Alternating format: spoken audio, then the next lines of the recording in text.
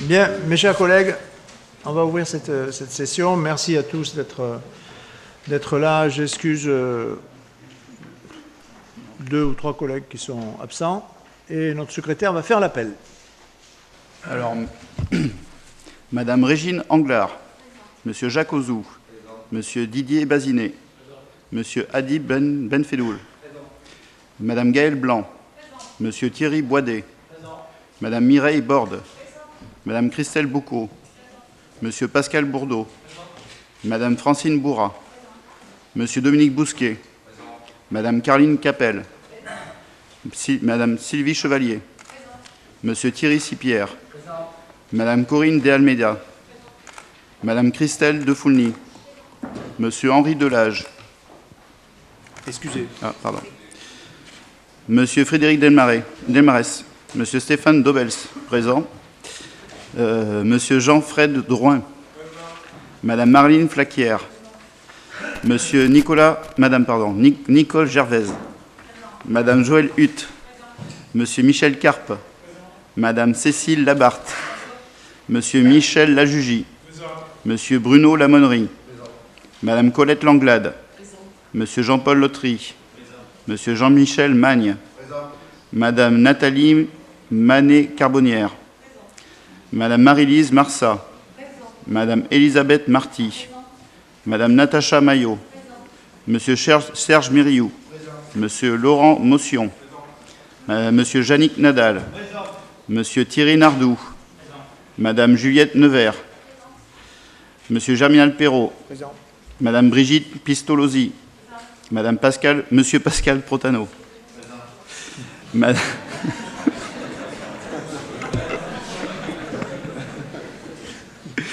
Madame Marie-Pascale Robert Rollin, Madame Annie Sedan, Monsieur Christian Teillac, Excusez. Monsieur Michel Testu, Madame Marie-Claude Vareillas, Madame Colette Vessière, Madame Marie-Rose Vessière, Monsieur Armand Zaccaron. Très bien. Merci, Monsieur le secrétaire. Mes chers collègues, je vais vous donner donc l'ordre du jour de cette réunion. Je vous donnerai une série d'informations sur la session et sur les semaines à venir. Ensuite, nous partirons en réunion de commission, vous le savez. Et au cours de cette réunion de commission, vous devrez commencer par élire le président ou la présidente, le premier ou la première vice-présidente, le premier ou la deuxième vice-présidente. Je vous rappelle que cette organisation a fait partie d'un accord politique général, opposition-majorité, sur la composition donc, des présidents et des vice-présidents de chacune des commissions. Je rappelle aussi que chacune des commissions devra être présidée par le doyen d'âge et la doyenne d'âge. Et mon amabilité naturelle me pousse à ne pas donner les noms. Je ne veux pas être cruel ce matin. Bon. Mais sachez... Ah, M. Teillac est arrivé. Mais sachez que c'est le doyen ou la doyenne qui doit présider, ouvrir et présider cette réunion de commission et faire procéder à l'élection, mais vous avez tous l'habitude de ça. Bien évidemment, s'il n'y a pas d'autres candidatures qui se présentent pour chacun des postes, vous pouvez faire un vote bloqué et si personne ne le demande, vous pouvez procéder par un vote à main levée, bien évidemment, en réunion de commission. Ensuite, on reviendra ici, en séance, nous tiendrons la session où nous examinerons 4 rapports. Le rapport 216 qui porte sur notre règlement intérieur, le rapport 217 qui porte sur la fiscalité, le rapport 218 sur les désignations au jury de concours et le rapport 219 sur les différents organismes. Et nous pourrons à ce moment-là débattre comme vous le souhaiterez. Je vous signale que cet après-midi à 15h, comme nous l'avions prévu, nous nous réunirons ici dans l'hémicycle et il sera remis à chacun les tablettes informatiques et on répondra à toutes vos questions. Je vous rappelle que nous pouvons en interne assurer une formation pour tous les collègues qui le souhaitent en matière d'utilisation de la tablette et en matière d'informatique d'une façon plus générale. Maintenant, je voudrais vous donner quelques informations. D'abord, sur la formation ou l'information des élus. Je souhaite qu'elle soit la plus complète possible et qu'on le fasse en début de notre mandat. Et je vous propose 3 sessions de formation ou d'information pour l'ensemble des 50 conseillers départementaux. Ces sessions pourraient se tenir après les commissions permanentes, c'est-à-dire dans un laps de temps entre 17h et 19h. Et je vous propose d'ores et déjà 3 dates pour ce trimestre qui arrive. C'est le 4 mai, après la commission permanente, de 17h à 19h, où nous pourrions présenter l'organisation générale de la collectivité avec le budget, le personnel, le statut du conseiller départemental, notamment la question des risques juridiques. Je vous propose ensuite une deuxième session le 1er juin, après la commission permanente, et là, on traiterait des compétences et des services en matière sociale, qui, vous le savez, est une des compétences essentielles de notre collectivité.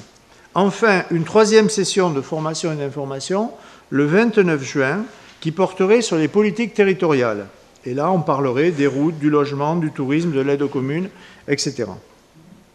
Alors, il s'agit de sessions de formation et d'information qui seront préparées par les services et par le directeur général.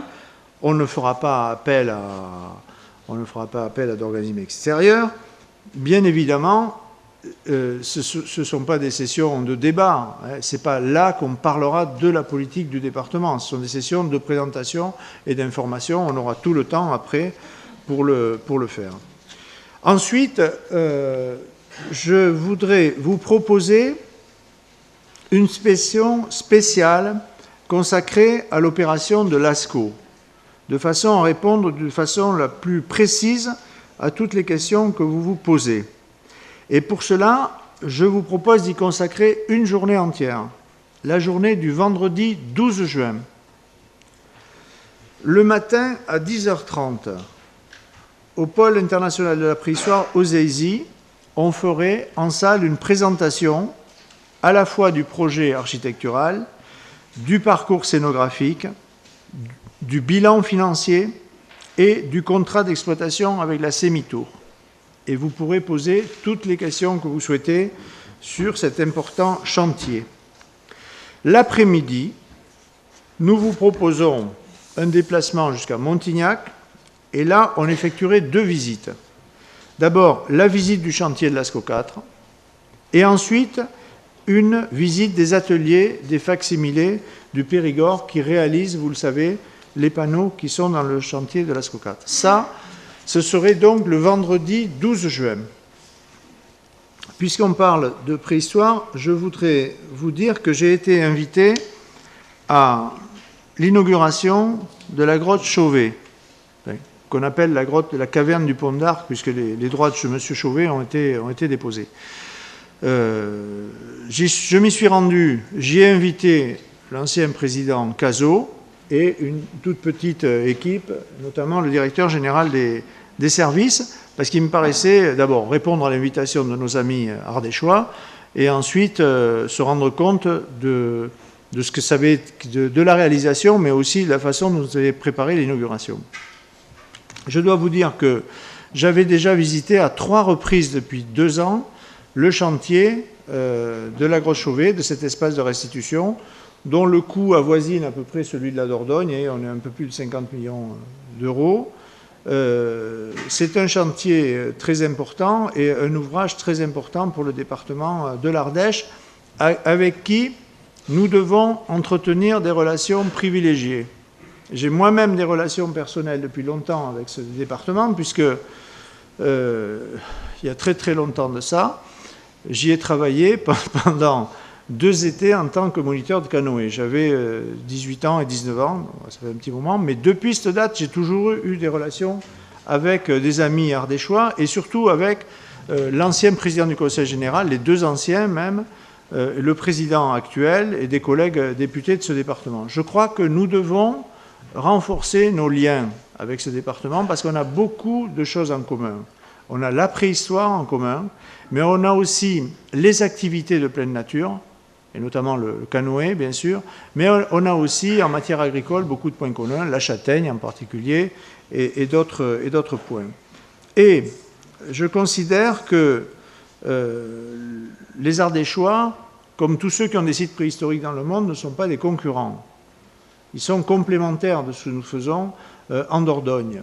Et plus on initiera le grand public à la préhistoire, à l'art pariétal, eh bien, plus on servira notre département.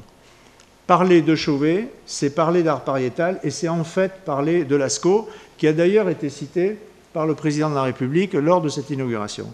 Lors de cette inauguration, j'ai pu de vive voix, en votre nom à tous, inviter le président de la République à l'inauguration de l'espace de restitution que nous ferons, nous, de Lascaux, qui se passera dans 1 an.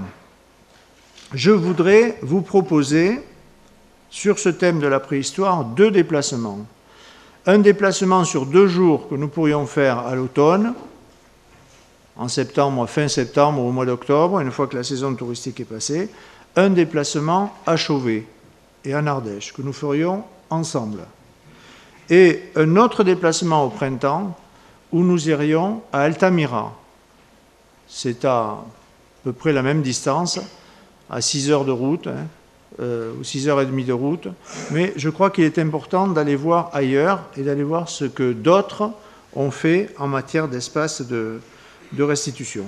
Donc voilà les informations que je veux vous donner. Retenez la journée du vendredi 12 juin, ici en Dordogne. Et le plus tôt possible, je dis bien le plus tôt possible, nous allons vous proposer une date, début octobre vraisemblablement, pour se déplacer à Chauvet. Et ensuite, avant la fin de l'année, on choisira au printemps un déplacement sur 2 jours pour aller visiter l'espace de restitution de la grotte d'Altamira, qui est sur la côte cantabrique en Espagne. Maintenant, une autre information qui concerne les nouveaux programmes régionaux des fonds européens. Vous savez que ces nouveaux programmes pour la période qui va de 2015 à 2020, sont en cours de lancement. Et les enjeux sont très importants, forcément, pour l'ensemble des territoires, et en particulier pour la Dordogne. Nous avons 2 dossiers majeurs aujourd'hui, qui sont directement concernés. C'est Lascaux, on y revient, Lascaux 4, sur lequel nous attendons 12 millions d'euros de l'Europe, c'est pas rien. Et puis un autre dossier qui est aussi majeur, c'est la politique d'insertion des personnes en situation de précarité, pour laquelle nous attendons un soutien du FSE de 6,2 millions d'euros. Ceci avant 2020. En matière sociale, il faut savoir qu'entre 2007 et 2014, l'Europe a aidé en Dordogne 21 000 bénéficiaires pour 109 millions d'euros. Pourquoi je vous parle de ça? Parce que vous savez que le mois de mai, c'est le mois de l'Europe, et que nous aurons plusieurs manifestations qui auront trait à ce lancement de ces nouveaux programmes. D'abord, on aura 2 expositions au centre d'accueil de la préhistoire aux Aisies, une qui porte le nom de l'Europe en région, et qui exposera les réalisations financières aidées qui ont soutenu des réalisations en Aquitaine et qui ont été soutenues par l'Union européenne pour la période 2007-2014. C'est un peu le bilan des réalisations soutenues par l'Union européenne. Et puis nous aurons ensuite l'exposition Lascaux 1, 2, 3, 4 qui a été présentée en avant-première à Périgueux et qui fera connaître là aussi qui fera mieux connaître un dossier qui est porté et soutenu très fortement par l'Europe. Ça aussi, ce sera au PIP entre mi-mai et mi-juin. Nous ouvrirons au grand public le chantier de Lascaux 4 les 13, 15 et 21 mai, dans la matinée. Et peut-être surtout et en plus, le 22 mai, c'est pour ça que je vous en parle aujourd'hui, aura lieu avec la région un forum de présentation de la nouvelle programmation des fonds européens. Cette réunion de présentation sera ouverte aux élus, conseillers départementaux, aux maires, aux présidents d'intercommunalités, mais aussi aux responsables associatifs, aux chefs d'entreprise. Ce sera une réunion très importante, donc je vous demande déjà de noter la date. Ce sera à l'Agora de Boulazac le 22 mai 2015. Voilà pour ce qui concerne les fonds européens. Si je vous le dis aujourd'hui, en avril, c'est parce que des événements vont se dérouler au mois de mai, et que nous n'aurons pas l'occasion, avant la session du mois de juin, de nous retrouver dans cette formation. On se retrouvera en commission permanente, mais pas dans cette formation. Une autre information que je dois vous donner, c'est celle de l'exposition d'été au château de Biron. Je le dis pour les nouveaux, mais une année sur deux, le département organise au château de Biron une exposition d'art contemporain qui a un double objectif. Rendre accessible aux touristes et aux Périgourdins les richesses de l'art actuel et rendre plus attractive la visite du château de Biron. Je vous rappelle que le château de Biron est propriété départementale et qu'il est géré par la Sémitour. Et sans vouloir porter ombrage aux élus de ce secteur, M. Mérillou, Mme Marsat, on peut dire sans se tromper que Biron, c'est quand même loin. On peut dire Serge, ça dépend d'où on va. Si on part d'à côté, c'est pas loin. Mais c'est quand même tout à fait au sud de notre département. Ce n'est pas sur un axe qui est très passager. Et en vérité, je pense que même dans cette salle, pourtant vous êtes tous des Périgourdins, il y en a peut-être qui n'ont jamais visité le château de Biron. Donc, c'est pourquoi on avait engagé ces opérations sur l'art contemporain. C'est chaque fois un coup de projecteur sur la Dordogne, forcément, hein, c'est un coup de pub, une occasion de communiquer, mais c'était aussi l'occasion d'aider un secteur où le tourisme se développe moins, disons, tout à fait dans le grand sud du département. Je dis de suite que ce genre d'opération, moi je suis tout à fait disposé à ce qu'on regarde comment elle pourrait se déployer ailleurs dans le département. Dans le nord du département, on a des sites que le département a remis en état. Je pense aux forges de Savignac-Lédrier, je pense aussi aux bases de loisirs, hein, à Roufiac, je pense à l'étang de Saint-Estèphe, je pense à la Gemaille, je pense à Gurson, qui n'est pas tout à fait dans le nord, mais qui est plutôt à l'ouest. Le département s'est aussi investi pour essayer de déployer l'activité du tourisme sur l'ensemble du territoire, mais moi je suis tout à fait ouvert à ce qu'on réfléchisse ensemble à ce que ce genre d'opération, qui est quand même très marquante, hein, puisse se déployer ailleurs. Bon, je pense au château de Bourdeil, parce que là aussi, on en est à la fois propriétaire et gestionnaire indirectement par la Sémitour. Mais ça peut être autre chose. Donc là, je voudrais vous dire que sur cette affaire-là, les choses ont été engagées, non pas par moi, mais par Bernard Cazeau, l'ancien président, qui présidait notre Assemblée il y a encore quelques semaines. Et que nous avons aujourd'hui des contacts, plus que des contacts, des relations très suivies avec la Fondation MAG de Saint-Paul-de-Vence, et que au mois de juin à septembre, nous pourrons accueillir une très belle exposition comportant des œuvres de Braque, Calder, Dubuffet, Miro, Giacometti et Soulages à Biron. Donc, quand je vous dis que c'est un sacré coup de pub pour la Dordogne, c'est pas rien. Hein, je vous en parle aujourd'hui parce que les choses ont été engagées et qu'en vérité, on ne reparlera d'argent qu'au mois de juin. Et je ne voudrais pas vous inviter au vernissage, parce que vous serez tous invités au vernissage, j'espère que vous pourrez tous vous déplacer à la mi-juin, M. Becquerel, à peu près, avant notre session. Voilà. Donc, je tiens à dire aussi que la collaboration qui est menée avec Olivier Caplin, qui est le directeur de la Fondation MAC, doit nous amener à concrétiser un projet qui est prévu dans le LASCO 4, à savoir accueillir en résidence au sein de l'ASCO 4 des artistes contemporains qui travailleraient eux aussi ou qui seraient invités à créer une œuvre dans le domaine de l'art pariétal. Donc tout ça, ça fait un tout. Je voulais que vous en soyez parfaitement informés. Mes chers collègues, Monsieur le directeur, je n'oublie rien? Bon, je pense que, sauf s'il y a des questions à cet instant même, avant que nous partions en commission, je ne vois pas de main qui se lève. S'il n'y en a pas, je vous invite à partir en commission. Je pourrais peut-être vous donner les salles. La première commission se réunit en salle Lacoste, la deuxième en salle La Boétie, la troisième en salle Magis, la quatrième dans la salle Maxime Roux, la cinquième dans la salle Lursa, c'est en bas, dans l'autre bâtiment, et la sixième se tient en salle de conférence de presse.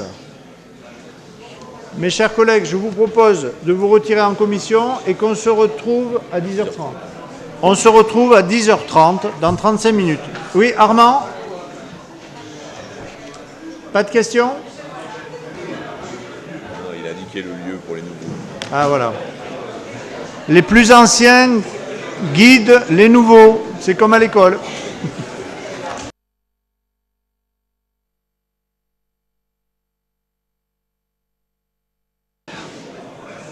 Alors, mes chers collègues, si vous voulez bien, on va reprendre. Avant de passer la parole au rapporteur, je voudrais vous indiquer deux choses. D'abord, qu'on a deux collègues qui ont dû s'absenter parce qu'ils sont pris par des manifestations dans leur canton et ils ont donné pouvoir. Il s'agit de Marie-Lise Marsat et de Serge Mérillou. Et Henri Delage, qui était excusé en début de séance, a lui aussi donné pouvoir à Sylvie Chevalier. Je dois vous dire que je prends acte des votes qui se sont déroulés en commission et je vais vous en donner lecture. Je précise que ces votes ont eu lieu à l'unanimité dans chacune de nos 6 commissions. Que pour la première commission ont été élus président Stéphane Dobels, première vice-présidente Marie-Claude Varayas et deuxième vice-président Hadid Benfedoul.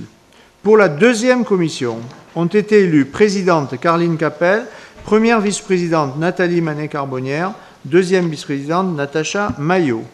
Pour la troisième commission ont été élus présidente Marie-Lise Marsat, première vice-présidente Nicole Gervaise, deuxième vice-présidente Joëlle Hutt. Pour la quatrième commission ont été élus président Michel Lajugie, première vice-présidente Corinne De Almeida, deuxième vice-présidente Dominique Bousquet.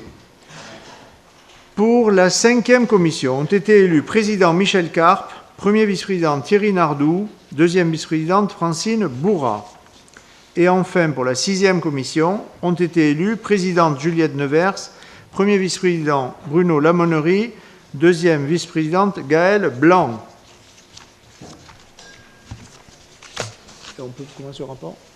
Alors, on peut commencer l'examen des rapports et le premier rapporteur, c'est M. Dobels pour le rapport 216.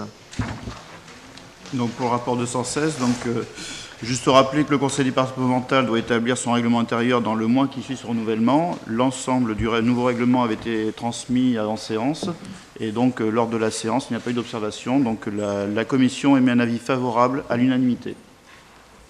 Merci, M. Dobels. Je rappelle simplement aux nouveaux collègues qu'au cours de la dernière mandature, on avait décidé que dans le cas d'absence répétée et injustifiée, eh bien une sanction, disons financière, une retenue financière serait opérée sur vos indemnités de fonction. Donc je vous demande d'être présent, bien sûr, mais aussi de justifier vos absences parce que la vie c'est la vie et qu'on a le droit aussi d'être absent de temps en temps et il faut à tout prix le justifier. Je passe immédiatement. Je le fais voter. Alors, il a été adopté à l'unanimité en commission. Oui, Monsieur Baudet, vous avez demandé la parole. Perrault, juste, nous, bien sûr que nous voterons ce règlement intérieur. Ce qu'on voulait simplement vous faire remarquer, on avait émis le souhait de siéger en groupe afin de pouvoir échanger lorsqu'il y a des débats et peut-être évoluer sur des prises de position de vote afin d'éviter les interruptions de séance. Bon, ça n'a pas été pris en compte, c'est pas pour vous montrer qu'on est constructif et qu'on va de l'avant, on votera ce règlement intérieur. Et puis la deuxième chose que je voulais vous dire, et ça sera communiqué à votre cabinet ce matin, c'est que notre groupe s'appelle le Rassemblement de la Dordogne.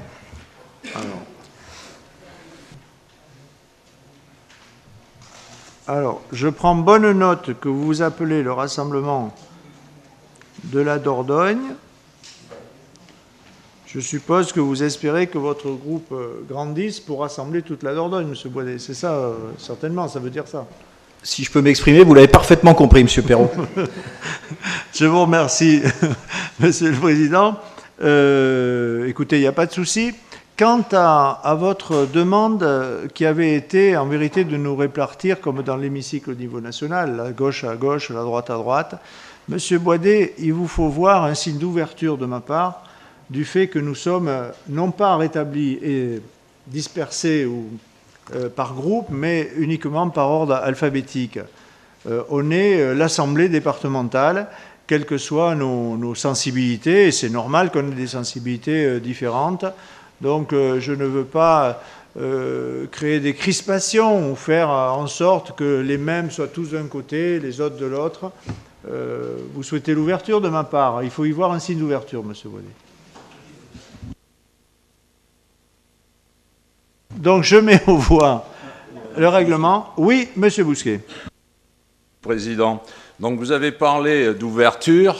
Hein, je me félicite que vous entamiez cette session et ce nouveau mandat sur le signe de l'ouverture. Et je vous ai entendu ce matin, avec beaucoup d'attention, parler d'ouverture et en parlant des conditions matérielles de travail de l'opposition, et qui ne changent pas grand-chose, et tout particulièrement de votre ouverture par rapport aux commissions, où l'opposition aurait des vice-présidences. Alors là, il n'y a pas beaucoup de changements. Depuis toujours, j'ai vu des commissions où il y avait une vice-présidence donnée à l'opposition. Et quand on connaît le fonctionnement, qui est souvent cordial, mais qui est toujours cordial, amical, et qui travaille dans un bon climat des commissions, certes, mais quand arrivent les dossiers, ils ont été préparés par votre administration, et notre pouvoir d'amendement est quand même très très léger, Monsieur le Président. Donc je ne sais pas si demain, il y aura une cogestion au niveau de ce département, et par rapport à votre administration, si nous pourrons étudier les dossiers ensemble avant qu'ils soient présentés en commission, j'en doute un peu, mais peut-être que votre ouverture que vous nous annoncez fera évoluer les choses. Éventuellement, on vous en remercie à l'avance, Monsieur le Président.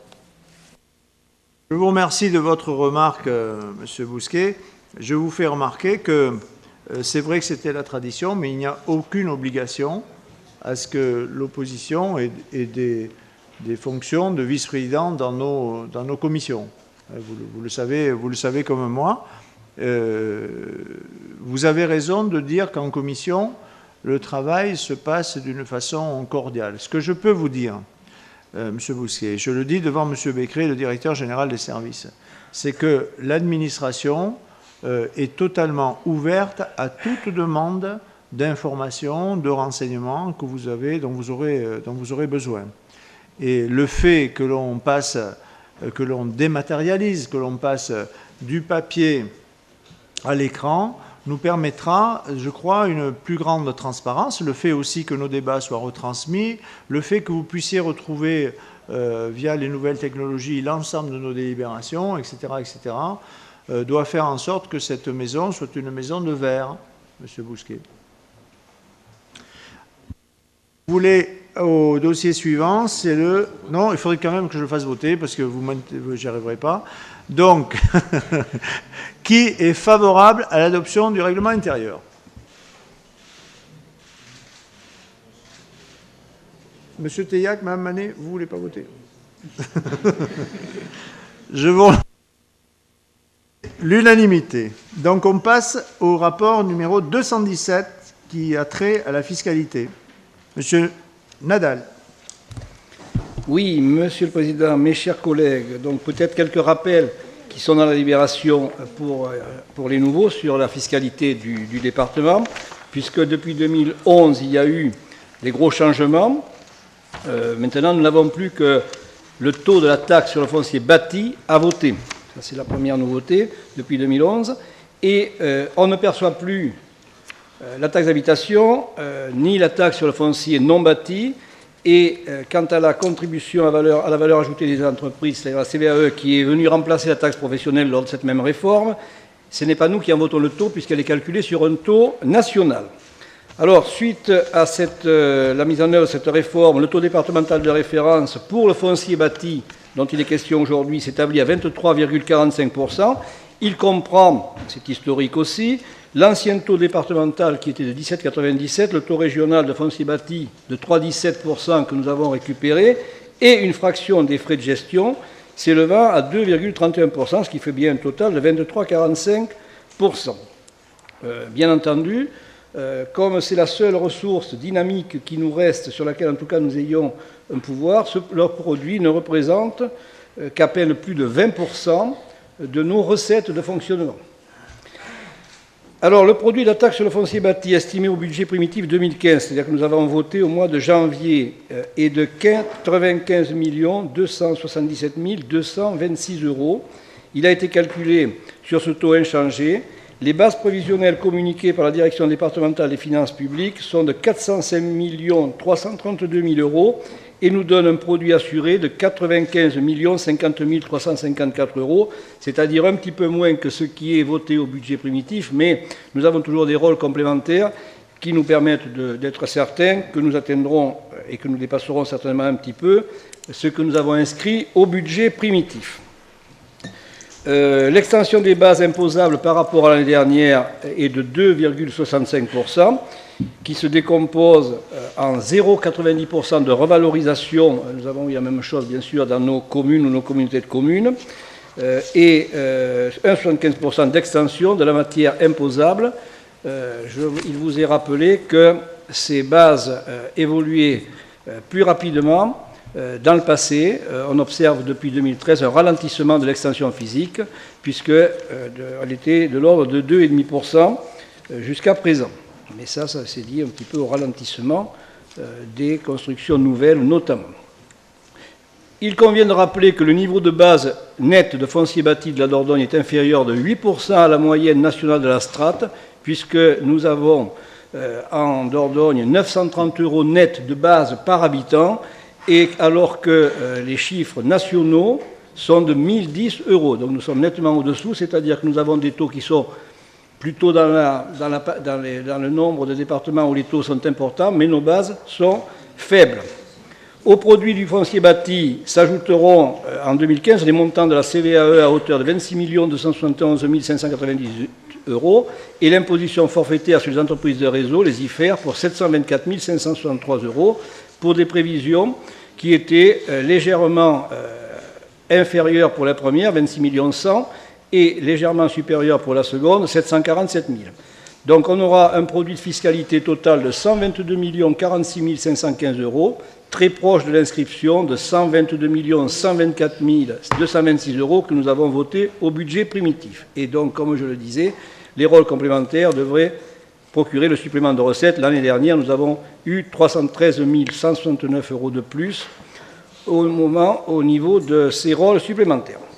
Donc, la première commission, à l'unanimité, vous propose de reconduire le taux de foncier bâti pour la 5e année consécutive à hauteur de 23,45%. Voilà, Monsieur le Président, ce qui est ressorti de nos discussions. Quel a été l'avis de la commission, monsieur? Avis favorable à l'unanimité. Merci, monsieur Nadal. Est-ce qu'il y a des prises de parole, des remarques? Monsieur Boisdet. Oui, le Rassemblement de la Dordogne votera ces taux, puisque, conformément à ce que nous avions pris, nous, comme engagement, et on souhaiterait d'ailleurs que d'exercice en exercice, durant ce mandat, ces taux ne soient pas modifiés. Et je ferai juste une petite précision concernant ces taux, où effectivement, vous dites, et je vous entendais ce matin dire que depuis 5 ans, ils n'ont pas évolué. Il faut aussi peut-être faire des moyennes nationales certaines fois, mais regardez que ces mêmes taux sont en Gironde de 15,48%, dans les Landes de 14,06% et dans les Pyrénées-Atlantiques de 13,47%. Donc c'est très bien qu'ils n'évoluent pas. Nous voterons le maintien de ces taux et nous souhaitons vraiment que durant cette mandature, ils n'évoluent pas. Très bien, Monsieur Boisdet. Monsieur Bousquet. Question, Monsieur le Président. Vous êtes en train à l'Assemblée d'avoir voté en première lecture la loi NOTRe. Elle est repassée au Sénat. Enfin, le transfert, le chemin de fer classique va avoir lieu entre les deux assemblées. Et nous saurons bientôt quelles seront les compétences du département et les transferts éventuellement au niveau des régions, voire des intercommunalités. Donc si demain des compétences étaient transférées, est-ce que votre collectivité envisage de baisser ses taux, comme c'est assez classique lorsqu'il y a des transferts de compétences entre les communes et les intercommunalités? Les maintenir au même taux, c'est bien, c'est mieux que les avoir augmentés, mais peut-être que demain, la réflexion sur la baisse sera d'actualité, notamment s'il y a des transferts de compétences. Aujourd'hui, on nous parle déjà des transports scolaires qui seraient transférés. Au niveau de l'agriculture, il y a aussi un débat, on ne sait pas quelles compétences on gardera. Donc, quelle est, puisque nous sommes en début de ce mandat et de vos orientations, quel est votre sentiment concernant les taux en fonction des transferts de compétences? Monsieur Bousquet, il faudra regarder deux choses. Le transfert des compétences et la prochaine loi de finances qui déterminera aussi les transferts de fiscalité en direction des régions, principalement. Vous n'êtes pas sans savoir que les régions demandent plus de recettes fiscales. Et elles le demandent d'une façon très forte, puisqu'elles demandent aujourd'hui d'avoir 70% de la CVAE, alors qu'elles n'en ont que 28%, si je ne me trompe pas.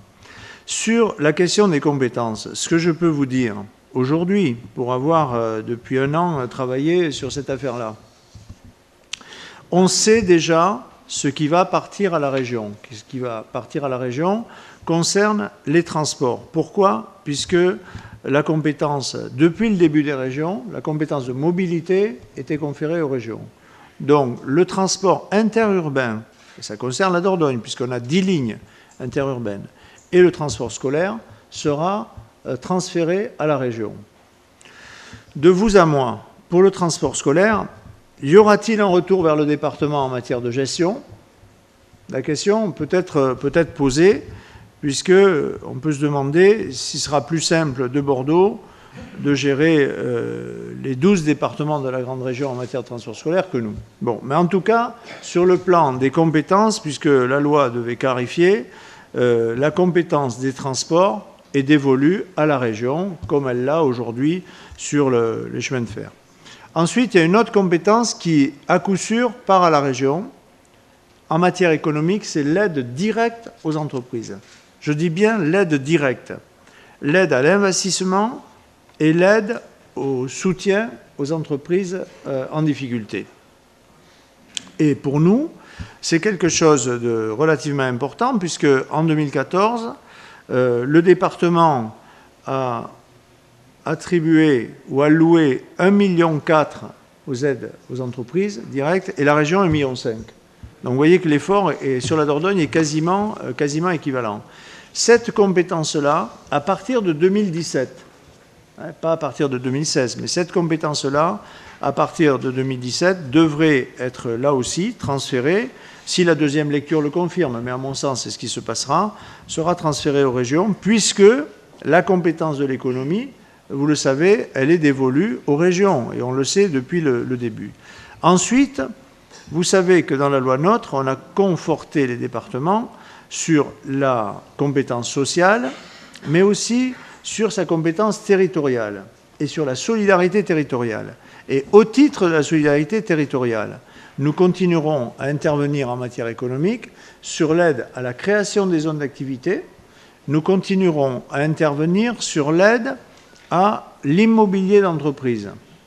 Et de ce point de vue, j'aurai peut-être l'occasion de le redire dans un instant, je pense qu'il faudra que l'on soit plus offensif qu'on ne l'a été jusqu'à présent et que l'on soit plus aux côtés des communautés de communes, de façon à ce qu'on investisse plus ou qu'on aide plus les communautés de communes à investir dans l'immobilier d'entreprise. Bon, on pourra le développer, si vous voulez, lors d'une autre séance, mais j'ai annoncé comme ça, puisqu'il faut quelques marqueurs de temps en temps, que je souhaitais que l'on crée 50 villages d'artisans dans notre département.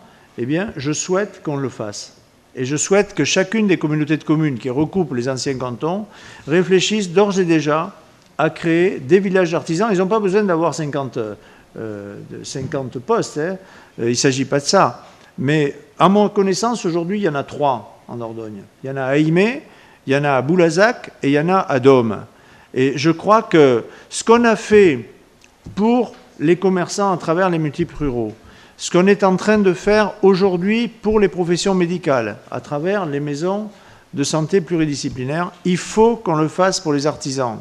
Il faut vraiment que, tout à fait au fond du maillage territorial, dans chacune de nos communautés de communes, mais encore plus petit dans chacun des territoires des 50 anciens cantons, on soit capable de dire aux artisans, on va vous aider à vous installer. Et je m'attacherai personnellement à ce qu'on puisse travailler sur ce dossier.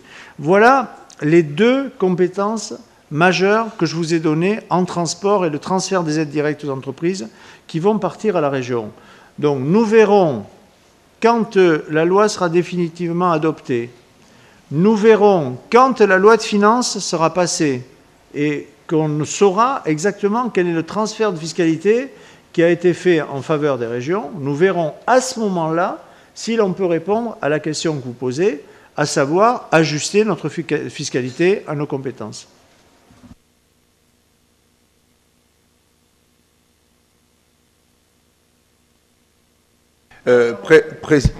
Président. Excusez-moi, c'est pas grave. Monsieur Ouzou, Monsieur Carpe, Monsieur Ouzou, Monsieur Carpe, et je redonne la parole à Monsieur Bousquet. Oui, Président, nous voterons ce taux.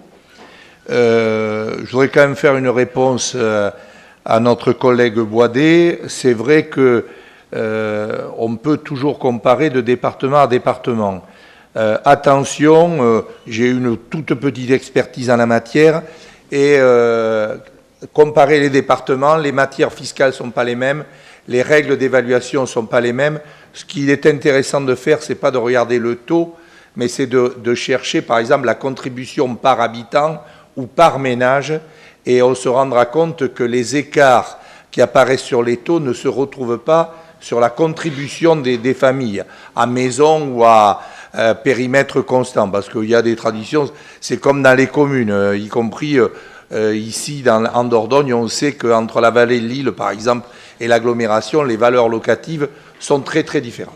Par contre, Monsieur le Président, je voudrais à nouveau, je sais que ça vous est désagréable, mais vous alerter sur les conséquences, et entre autres les amis de M. Boisdet s'en donnent à cœur joie, parce que je ne sais pas si le maire de Toulouse avait fait campagne pour augmenter les impôts de 15%, et si celui de Bordeaux avait annoncé qu'il allait augmenter de 5%. Malheureusement, des communes de gauche sont aussi obligées d'augmenter les impôts, apparemment, y compris en Dordogne. Il n'en demeure pas moins que le prélèvement, je dis bien le prélèvement sur les ressources des collectivités, qui avait été fixé à un niveau qui est déjà intolérable pour beaucoup de communes et de communautés de communes. Je me permets de vous le rappeler, Monsieur le Président. Dans le week-end, dans la presse spécialisée, on a découvert que M. Sapin, pour trouver les 4 milliards qui manquent encore pour répondre aux critères européens, apparemment se propose de prélever encore 1,2 milliard sur les collectivités locales. Ça va toucher nos communes et nos communautés de communes, mais ça va aussi impacter le département. Or, moi, j'attire à nouveau votre attention, Monsieur le Président, je sais que vous avez un rôle ailleurs que dans cette Assemblée, sur le fait, ou alors on n'entend pas les mêmes gens et ils ne vous tiennent pas les mêmes discours, mais aujourd'hui, il y a une préoccupation majeure, Fédération du bâtiment, Fédération des TP, etc.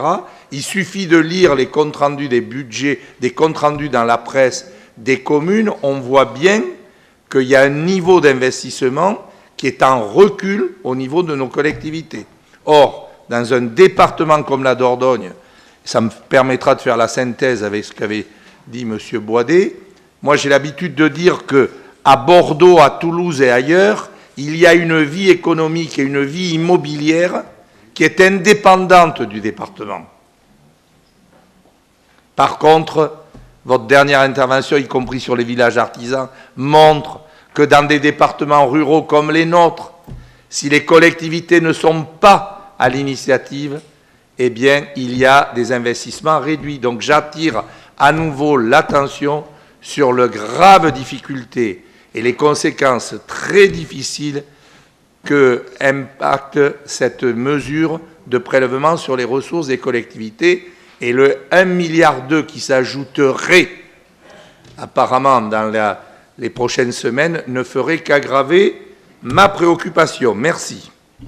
Oui, Monsieur Ouzou, je dois vous dire que je partage en grande partie votre préoccupation. Et j'ai eu l'occasion d'ailleurs de le dire lors d'un déjeuner avec le Premier ministre, pas plus tard que mercredi dernier, avec une dizaine de collègues députés. Et c'est pourquoi, d'ailleurs, le gouvernement essaie d'y remédier en rajoutant 800 millions sur la DETR, vous le savez, et pour favoriser les investissements dans les zones rurales, mais aussi, c'est une annonce qui a été faite tout à fait récemment, en accélérant le remboursement de la TVA, puisqu'il est question de rembourser la TVA dans l'année pour favoriser l'investissement.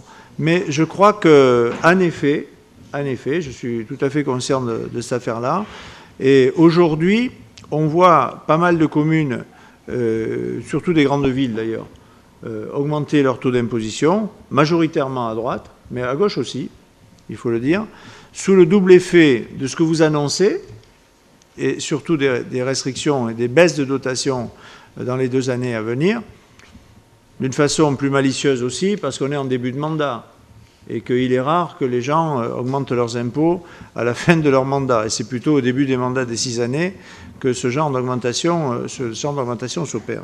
Mais ceci dit, je crois qu'on doit garder autre chose à l'esprit. Et ça permet de comparer, même si on ne peut pas comparer exactement les mêmes choses. Vous l'avez dit pour les départements, on ne peut pas le faire entre le département et l'État, c'est pas pareil.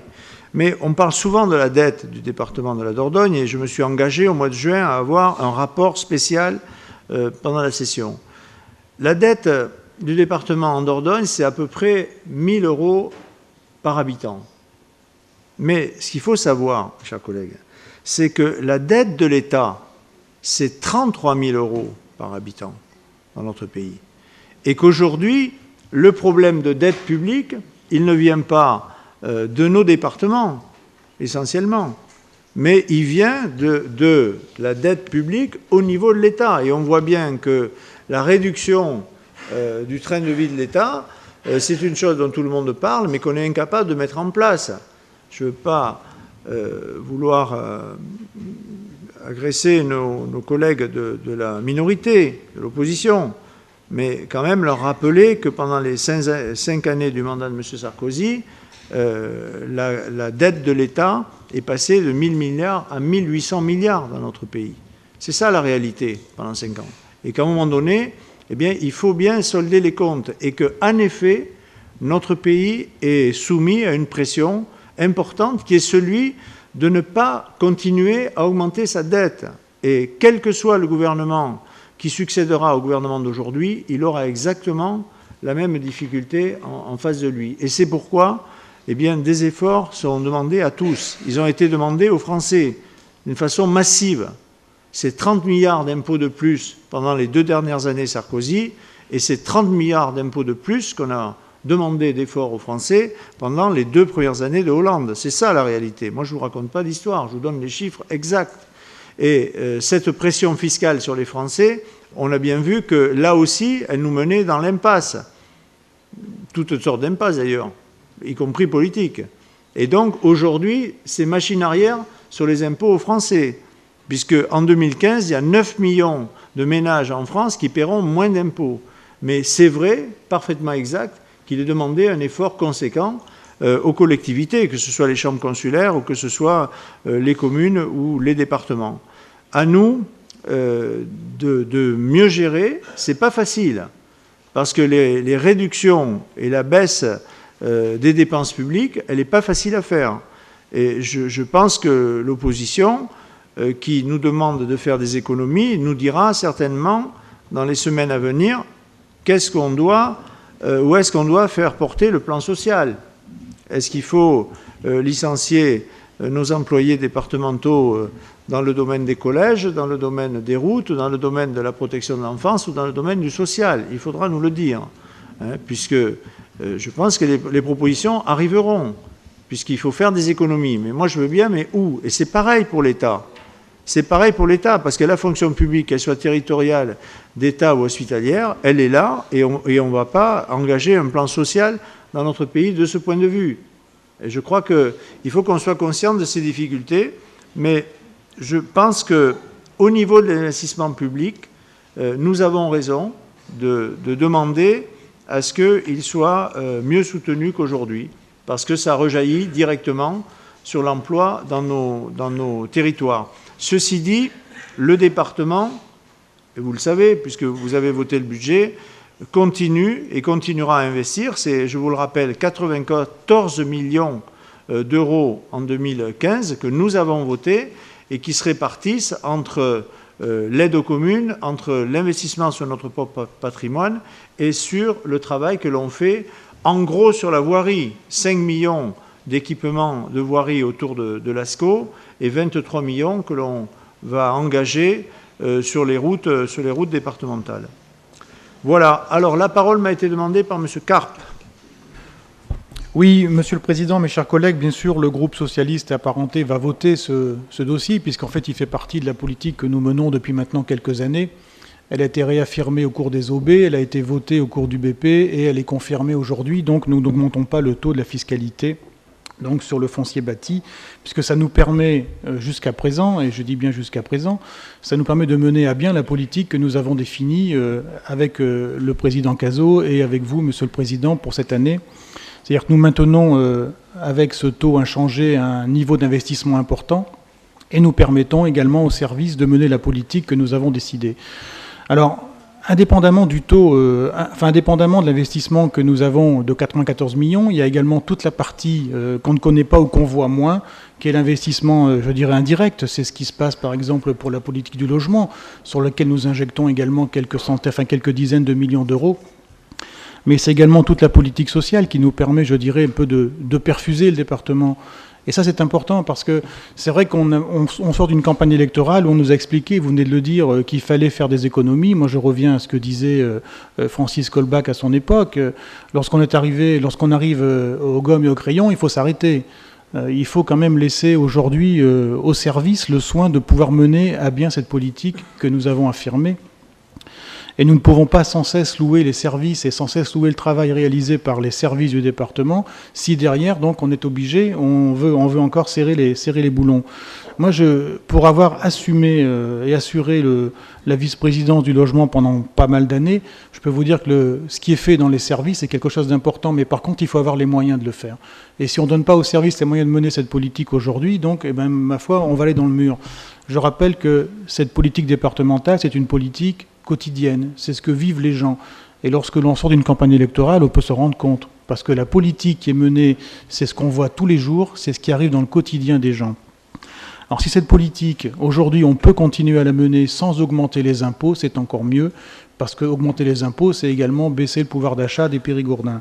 Donc pour toutes ces raisons, nous allons continuer, encore une fois, donc, à voter ce dossier à fiscalité égale. Et je le rappelle, donc, tant qu'elle peut nous permettre de maintenir un niveau d'investissement important et tant qu'elle peut nous permettre de continuer à perfuser le département, ben, nous en serons reconnaissants. Voilà. Merci. M. Carpe. M. Bousquet avait redemandé la parole. Suite à votre réponse, je voulais rajouter 2-3 choses qui ont été partiellement reprises par Jacques Couzou et vous-même concernant la variation des taux. Alors d'abord, si vous voulez demain apporter une aide accrue aux zones d'activité, moi personnellement je vous suivrai, c'est important dans ce département. Et parce qu'au lieu d'augmenter la fiscalité, il faut aussi augmenter les recettes. Et augmenter les recettes, c'est créer de l'emploi. Donc de ce côté-là, Monsieur le Président, on vous suivra. Ensuite, on vous suivra aussi quand vous êtes préoccupé des baisses de dotation. Et vous avez le droit de manger avec le Premier ministre plus souvent encore, si vous arrivez, sans lui couper l'appétit, à le convaincre de bien fonder des baisses de dotation qui sont redoutables pour nos territoires. Alors ce soir, j'ai une réunion de la communauté de communes où je vais proposer une hausse importante des taux. Alors vous voyez, accord défendant, et je bats ma coupe, mais les compétences qui sont données aujourd'hui à ces intercommunalités sans avoir les moyens nous oblige, et on en est très malheureux, de se donner quelquefois les moyens des politiques qui sont demandées ou qui nous ont été transférées. Donc il est bien naturel qu'on essaye de réfléchir par rapport aux départements, les communes, parce que c'est le même qui paye, c'est le citoyen derrière. Aujourd'hui, les communes, et ça a été dit, si on continue à baisser les dotations, je ne vois pas comment elles peuvent accompagner d'une baisse des taux. Donc c'est un sujet d'actualité, et c'était sans polémique particulière que je voulais vous attirer sur ce dossier des équilibres entre les taux des intercos, des communes et du département qui se posent vis-à-vis du citoyen qui paye de plus en plus et qui n'y arrive plus. Merci, M. Bousquet. Mme Langlade. Oui, merci, Monsieur le Président. Deux éléments. Tout d'abord, un élément national sur le budget. Et c'est vrai qu'on lit et qu'on entend que plusieurs municipalités, de droite comme de gauche, ont justifié des hausses particulièrement élevées d'impôts locaux par la baisse des dotations de l'État. Mais un exemple, Toulouse. Toulouse, qui a le maire Moudenc, qui a décidé d'une hausse des impôts de 15% de la taxe d'habitation pour une recette fiscale de 30 millions d'euros, alors que la baisse de dotation de l'État s'élève à 12 millions d'euros. Donc je pense quand même qu'il ne faut pas faire de matraquage fiscal au niveau de la population. Mais je tiens à vous rappeler aussi qu'en 2012, le programme de l'UMP prévoyait, lui, une baisse des dotations de plus de 10 milliards d'euros. Donc je crois qu'il faut le rappeler ce matin, ça rentrait dans une polémique. Concernant encore, au niveau national, Monsieur le Président, vous avez expliqué, cette baisse des dotations va être minorée de plusieurs dispositions prises en parallèle. Je voudrais en rappeler deux importantes. Accompagnement d'une majoration de la dotation solidarité rurale, et le département de la Dordogne en fait partie et va en profiter, et les collectivités qui vont bénéficier en 2015 de l'augmentation de 0,9% des bases d'imposition, alors que l'inflation est de 0. Donc ça fait un surplus de ressources de plus de 580 millions d'euros.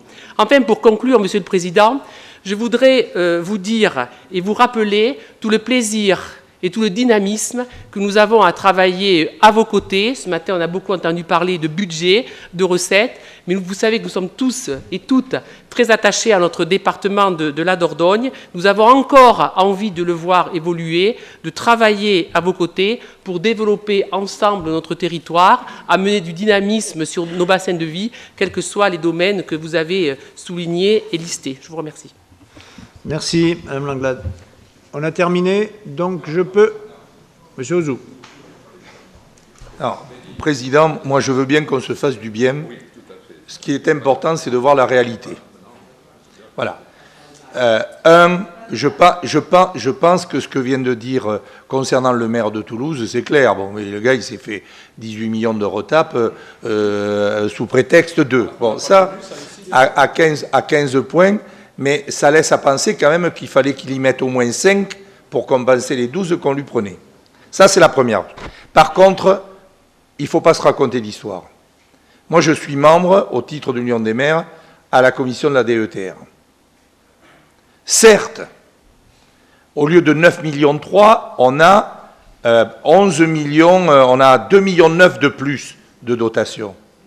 Le problème, Madame la députée, c'est que le préfet nous a demandé d'augmenter les taux d'intervention sur toutes les lignes de DETR. Et pourquoi il nous a demandé d'augmenter les taux? Tout simplement parce que malgré cette dotation qui est là, le nombre de dossiers déposés par les communes est en diminution de tel niveau que pour consommer notre enveloppe supplémentaire, on va majorer le taux. Alors, tant mieux pour les communes qui vont pouvoir investir, parce qu'elles vont bénéficier de taux d'intervention supérieurs à ce qu'ils étaient dans le passé, mais moi je ne parle pas au niveau des communes, je parle au niveau de l'activité économique, c'est-à-dire le niveau de la commande publique, ou alors tout le monde économique que nous rencontrons nous raconte des salades. mais on le voit bien, il y a une baisse.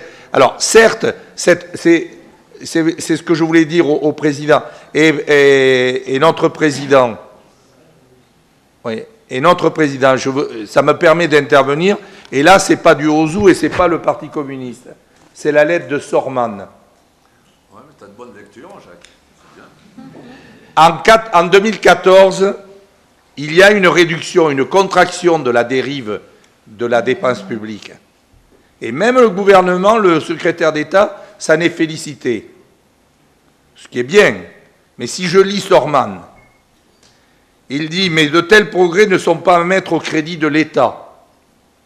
Car, alors que les collectivités ont réussi à diminuer leur déficit de près de la moitié, celui de l'État a continué à progresser, passant de 69,8 milliards à 74,7.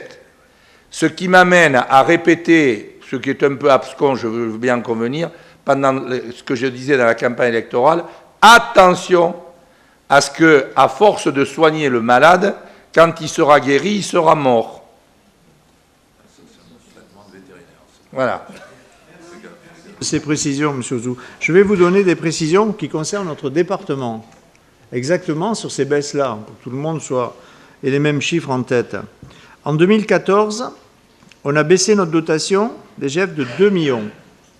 Mais grâce au pacte qui avait été signé entre le Premier ministre et l'ADF, l'Association des départements de France, qui prévoyait une meilleure péréquation, on a perdu 2 millions en 2014, mais on a gagné 8 millions. Ce qui fait un solde positif. Non, non, non, non, non. Sur la dotation, M. Bousquet. Les droits de mutation, c'est autre chose. Ce qui fait, attendez, en 2014, on n'a pas perdu, on a un solde positif de 6 millions.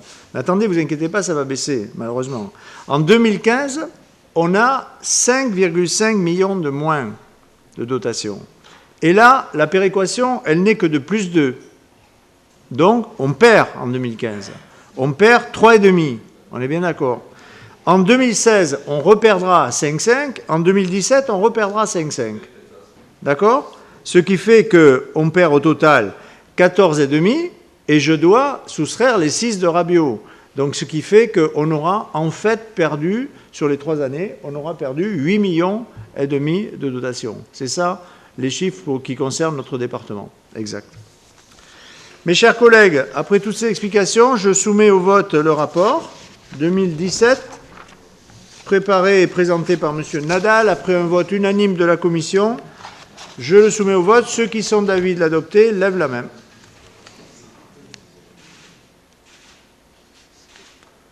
Alors, on compte, et si je ne me trompe pas, c'est l'unanimité. Ouais. Parfait, mes chers collègues, je vous remercie. Et maintenant, je vais passer la parole à M. Benfedoul, qui va nous présenter le rapport 218, qui concerne les élections des représentants du conseil départemental au jury de concours en maîtrise d'œuvre, à la commission d'ouverture des plis pour les délégations de services publics. Monsieur Benfedoul, je vous donne la parole. Merci, Monsieur le Président. Monsieur le Président, vous avez parlé ce matin de l'ouverture. Notez que l'opposition accepte de présenter cette délibération pour montrer aussi notre état d'esprit et pour montrer la volonté, comme Thierry Boidet l'a déjà dit, d'être une opposition constructive. Merci. Alors, dans ce cadre, donc, je vous donne l'avis de la Commission. C'est un avis favorable à l'unanimité aussi. Donc le département, avec cette délibération, décide de créer de façon permanente les commissions suivantes. Jury de concours en maîtrise d'œuvre, la commission d'ouverture des plis pour les délégations de services publics. Je vais vous donner les représentants parce que c'est les mêmes pour les deux commissions, donc je vous donnerai une fois. Hein. Alors, pour les titulaires, Madame Marie-Rose Bessière, Monsieur Michel Testu, Madame Carline Capel, Madame Marie-Claude Varayas, et M. Pascal Protano. Pour les suppléants, M. Thierry Nardou, M. Bruno Lamonnerie, M. Serge Mériou, M. Thierry Boidet et M. Dominique Bousquet. Très bien. Pardon. Vous pouvez nous donner l'avis de la Commission, M. Benfedoul? J'ai déjà donné un avis favorable à l'unanimité. Je vous remercie beaucoup. Mes chers collègues, est-ce qu'il y a une prise de parole, quelqu'un qui veut faire des remarques sur cette composition, qui est la stricte copie conforme de la commission d'appel d'offres? Pas de remarques, donc je le soumets à votre vote. Ceux qui sont d'avis d'adopter Rapport 218, le manifeste en levant la main. Je vous remercie, chers collègues, c'est un avis unanime favorable. Et on passe au 219. Je vais redonner la parole à M. Nadal. Là, il s'agit des représentations du conseil départemental dans les divers comités, commissions, conseils ou associations. M. Nadal, vous avez la parole. Monsieur le Président, je sais que ce grand listing-là qui fait 61 pages et que je vais vous lire intégralement dans quelques instants, si vous le souhaitez, a fait l'objet... Après les remarques, peut-être, M. Nadal, on trouvera une autre solution. On verra. Mais... a fait l'objet, si vous le souhaitez, j'ai dit, M. Ozou, a fait l'objet d'une concertation entre les groupes et qu'il doit être finalement le résultat d'une unanimité. Et d'ailleurs, la première commission tout à l'heure a donné un avis favorable à l'unanimité. Donc, Monsieur le Président, voilà ce que je me contenterai de dire. Il y a beaucoup de choses là-dedans. J'insisterai sur le fait que ces délégations sont très importantes et que notre assiduité à tous est tout à fait requise, si ce n'est les titulaires, au moins les suppléants, et que tout est important là-dedans. Il n'y a pas de sujet anodin ou secondaire. Et notamment, moi j'attire votre attention sur ce qui nous concerne directement, nos outils départementaux, bien sûr, nos collèges, où je crois et je sais par expérience que la présence des représentants du conseil départemental dans les conseils d'administration des collèges est extrêmement importante, même si on n'y est pas toujours accueilli à bras ouverts. Ça, c'est la vie, puisque ce sont nos partenaires, les conseils d'administration des collèges, et que nous devons, bien sûr, porter dans ces conseils d'administration nos orientations politiques et notre façon de voir la gestion de ces organismes. Mais tout est important, donc je ne vais pas... c'est peut-être une déformation professionnelle d'aller sur les collèges en premier, mais je crois qu'effectivement, ce gros document montre un petit peu la tâche qui nous attend pendant les 6 prochaines années. Merci beaucoup, M. Nadal. Est-ce que... Alors, je pose 2 questions. Est-ce que vous avez des remarques à faire, des prises de parole? Oui, M. Boisdet. Et après, je poserai une autre question, mais je vous demande d'y réfléchir par avance. Ce document fait une 60aine de pages. On peut tout lire, il n'y a pas de souci. Ça durera 3 quarts d'heure, mais on le fera si vous le souhaitez. Mais si vous en étiez d'accord, on pourrait peut-être se dispenser de cette formalité et voter sur ce qui vous est proposé. Mais bien entendu, avant, je donne la parole à ceux qui me la demandent. Oui, M. Perrault, juste, je pense qu'on vous évitera la lecture des 61 pages, mais je demanderai une suspension de séance de 10 minutes, s'il vous plaît. Il y a quelques petits points qui posent problème. On n'a pas pu se concerter au niveau du groupe. Donc, je voudrais une interruption de séance de 10 minutes, s'il vous plaît. La suspension de séance, M. Boisdet, elle est de droit, donc je vais vous l'accorder, bien évidemment. Mais avant, mes chers collègues, je voudrais rectifier une erreur matérielle. C'est à la page 33 du document et ça concerne le collège Jules Ferry de Terrasson. Et il s'agit bien, de lire que son titulaire, Régine Anglard et Serge Aymar, et que son suppléant, Francine Bourrat et Michel Lajugie. Je vous fais cette rectification. Alors, Monsieur Bousquet, ne vous énervez pas. Donc, c'est accepté et logique. Mais je vous le dis très aimablement. C'est qui le titulaire là ? Je vous prie de noter la remarque parce qu'elle est d'importance de Monsieur Bousquet. C'est accepté et logique. Voilà. Donc, je ne rajoute pas pour une fois. C'est accepté et logique cette modification pour le collège de Terrasson. S'il n'y a pas d'autres demandes de parole, mes chers collègues, la suspension est accordée pour 10 minutes. Merci. Bien, mes chers collègues. Non, il n'y a pas de souci, ne vous inquiétez pas. Mes chers collègues, donc, on réouvre la séance pour évoquer le dossier 219 qui a été rapporté par M. Nadal et qui concerne les représentations du conseil départemental dans les différents comités, commissions, conseils ou associations. Donc, j'ouvre le débat. Qui me demande la parole? Monsieur Boidet. Oui, moi je vous disais tout à l'heure avant l'interruption de séance que nous ne souhaitions pas forcément avoir la lecture des 61 pages et voter dossier par dossier. Nous en resterons là, sauf à la condition que vous acceptiez, puisque effectivement vous parlez d'ouverture, mais il y a quand même un certain nombre de choses qui ont été demandées par les collègues du groupe, et je dirais à juste titre, je prends par exemple à la page 15 le comité interprofessionnel de la Noix et du Noyer, où effectivement on est sur le territoire de Dominique Bousquet, et qui avait demandé une place de titulaire, puisque le président désigne son représentant, il avait désigné en la personne de M. Lajugie le mandat précédent, et il y a un titulaire en plus, c'est ce poste-là que nous demandions. Donc ce dossier-là, nous ne le voterons pas si vous nous permettez de faire un aparté, et également pour les établissements publics locaux d'enseignement qui concernent les collèges, où je crois qu'on a été, nous, de notre côté, et on vous l'a montré avant l'interruption de séance, ouvert, par exemple, sur le collège de Terrasson, où on comprend certaines logiques. Il y a d'autres collèges, on peut parler de Saint-Astier, Annès et Beaulieu, Montpont, Véline, qui nous posent un véritable problème. Donc là aussi, nous ne voterons pas ce dossier. D'accord. Bien, merci M. Boidet. Pas d'autres demandes d'intervention? Bon, mes chers collègues, je voudrais dire quelques mots à l'opposition d'une façon générale, et je veux répéter ce que je vous ai dit au début.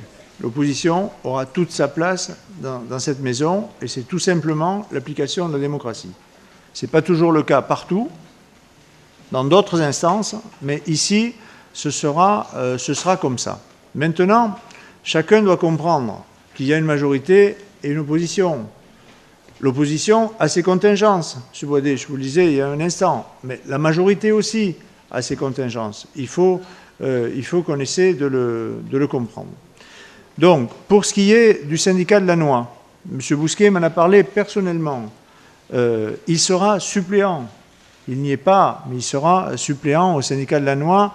Il connaît assez le monde agricole pour savoir qu'il pourra y faire entendre... il pourrait y faire entendre sa voix. Sur les collèges, chers collègues de l'opposition, je comprends que vous n'ayez pas satisfaction sur toutes les demandes que vous avez faites. Je l'admets, c'est comme ça. Mais je vous redis que nous avons, nous aussi, nos contingences. Mais je voudrais vous faire remarquer deux, trois choses.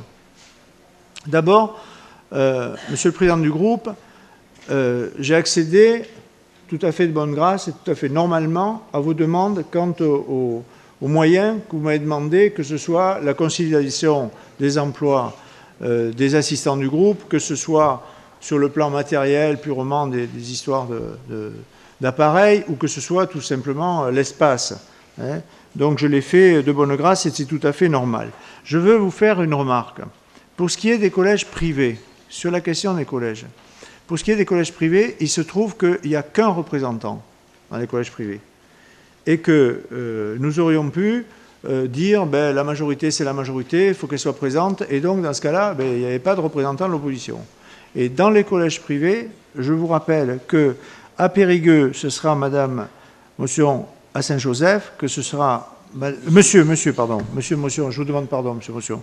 Que ce sera Madame Maillot à Sainte-Marthe, qu'à Bergerac, ce sera Madame Blanc à Sainte-Marthe-Saint-Front, et qu'à Saint-Antoine-de-Breuil, Monsieur Boidet, au Collège Saint-Joseph, ce sera vous.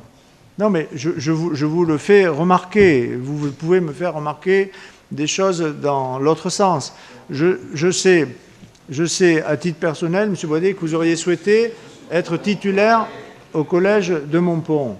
Vous étiez suppléant, vous resterez suppléant. Mais je vous fais remarquer, Monsieur Boidet, que vous restez titulaire à l'EHPAD de Montpont, par exemple, ou que vous allez être le seul titulaire au Collège Saint-Joseph de Saint-Antoine. Bon, on pourrait en parler pendant 2 heures, vous aurez des bons arguments, et nous-mêmes, on va vous retourner des arguments. Donc, on a établi ce document.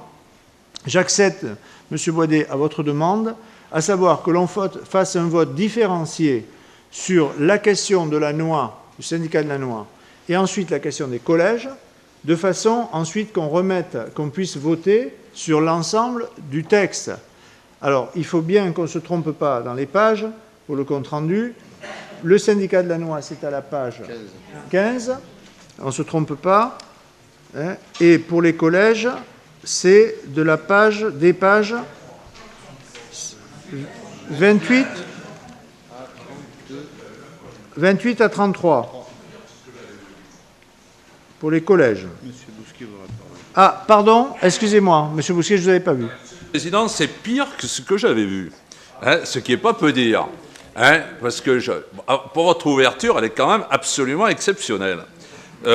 Concernant les EHPAD, j'ai vu que vous avez mis comme titulaire, pas obligatoirement conseiller départemental, la candidate contre moi aux dernières élections du Haut-Périgord noir. J'ai dit c'est de bonne guerre. Hein, j'ai dit bon, on peut l'accepter. J'ai même rien dit.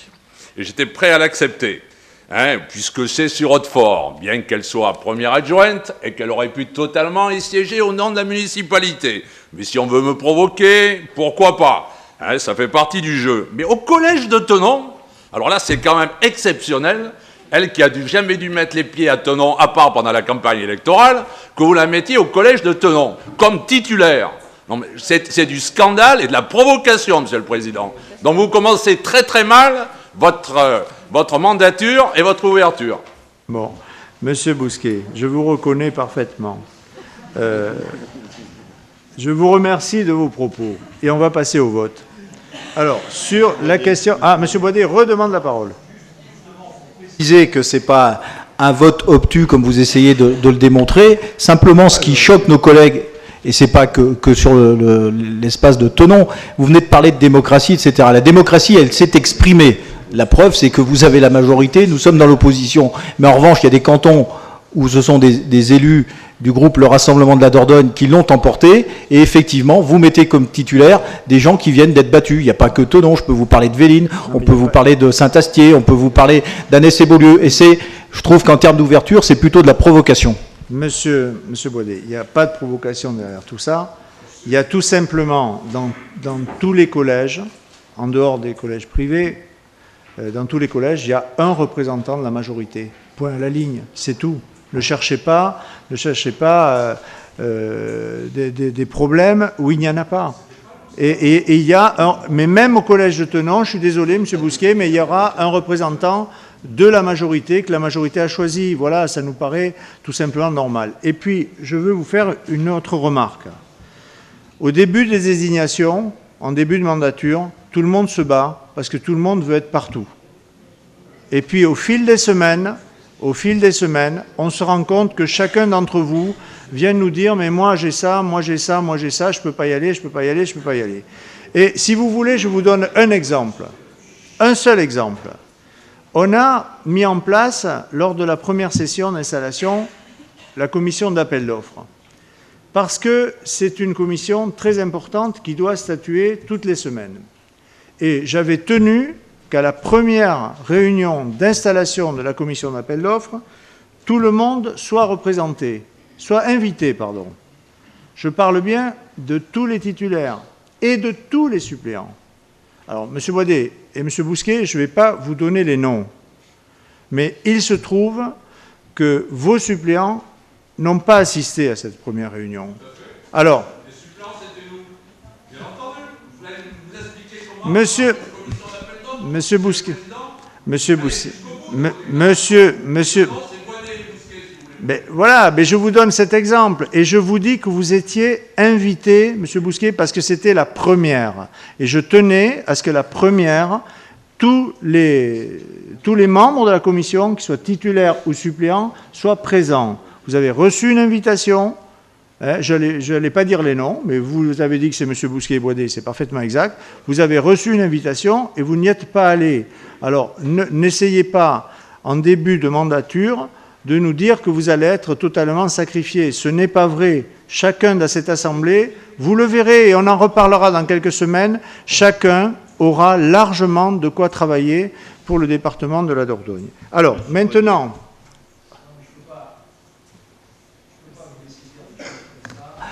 On était représenté par notre titulaire et qui d'ailleurs nous fait remarquer, vous connaissez la règle de la commission d'appel d'offres, c'est pas les suppléants, par exemple, si un jour Pascal Protano, qui est de notre groupe, ne peut pas être présent, c'est pas nous systématiquement qui le représentons. Donc ça, c'est une première chose. Maintenant, Monsieur Perrault, je vous demande, s'il vous plaît, de publier pour la prochaine session les représentations de la mandature précédente au SMAT de la Dordogne, et vous verrez dans votre majorité des titulaires combien de fois ils ont été absents, M. Perrault. Alors, pas de procès d'intention comme ça, parce que là, on ne sera pas une position béni oui, M. Perrault. Jouez pas à cela avec nous.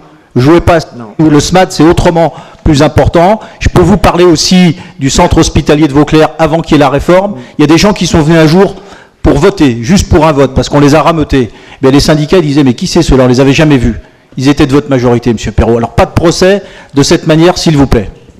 Monsieur Boisdet, d'abord, vous ne me donnerez pas d'ordre dans cette Assemblée. Il faut le savoir. Donc, je vous le dis une fois.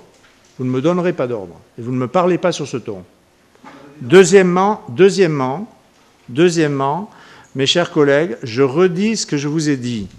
En début de mandature, tout le monde se bagarre et considère qu'il a été mal servi, qu'il n'a pas assez de représentation. Et vous verrez au fil du temps, et vous venez d'en donner un exemple, monsieur Boisdet, vous verrez au fil du temps que chacun aura largement de quoi travailler. Et je répète que si j'avais invité à la fois les titulaires et les suppléants lors de la première réunion de la commission d'appel d'offres, c'est parce que c'est une commission spéciale. Et vous avez raison de dire que le titulaire, le remplaçant, n'est pas le suppléant d'un titulaire, il est le suppléant des autres. Et c'est ça que je voulais qu'on règle. Donc, commencez à répondre à vos invitations et à vos convocations, et vous verrez que l'Assemblée départementale fonctionnera parfaitement. Maintenant, le débat est clos et on va passer au vote. Donc, je suis d'accord pour que l'on ait un vote différencié sur la page 15, sur cette page-là, on trouve les représentations au syndicat de la Noix. Et l'opposition n'est pas d'accord par le fait que M. Bousquet n'est pas titulaire, mais qu'il est simplement suppléant. Donc, je vous propose qu'on vote sur la page 15. Qui est d'accord pour que l'on adopte la page 15 ?